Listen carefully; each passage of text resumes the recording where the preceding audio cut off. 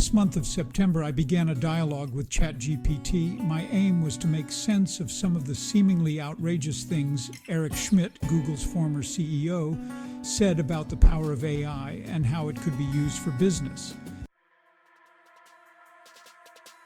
The chatbot reminded me of the old Facebook motto, move fast and break things. While exceptions exist, we agreed that this expressed a mindset widely shared in the big tech industry.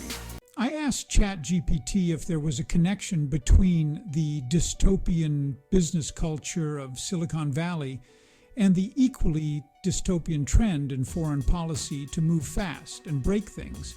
ChatGPT agreed and provided an example from geopolitics, citing Russia's annexation of Crimea in 2014, which took place in the immediate aftermath of the coup that ousted elected Ukrainian President Viktor Yanukovych.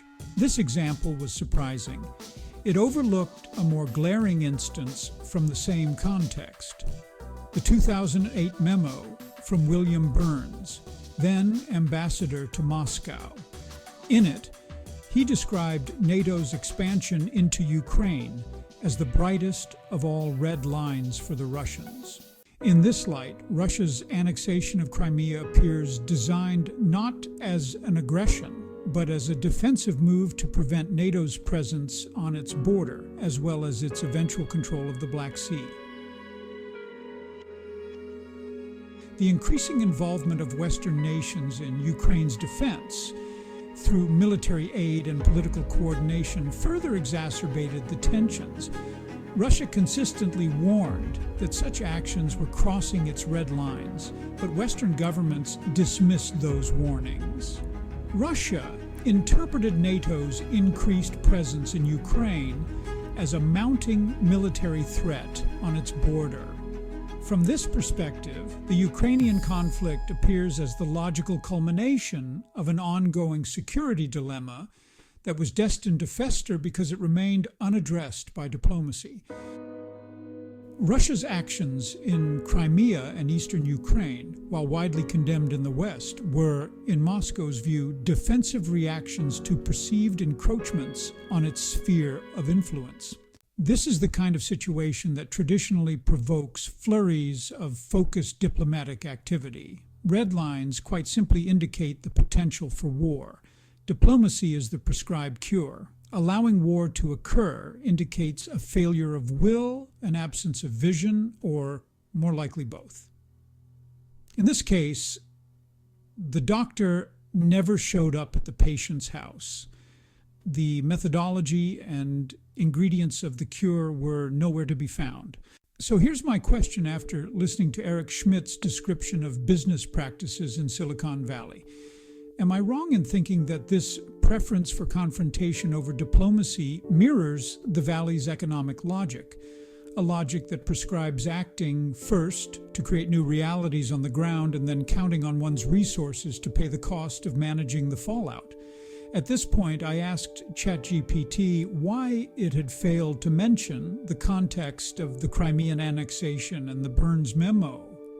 I wanted to know why it had not only neglected that salient fact, but simply jumped over it to place the blame on Russia. So I asked it this question. Other than your reliance on Western sources, is there a reason for neglecting this dimension of the conflict? ChatGPT's response was revealing. Let me clarify, it protested. It then proceeded to agree with my observation, asserting that the memo and the broader context of NATO's eastward expansion were critical to understanding the geopolitical dynamics that led to Russia's actions in Ukraine. The phrase, "let me clarify," fatally evokes the rhetoric of a hack politician. By echoing my own observations, it quite simply avoided answering my question.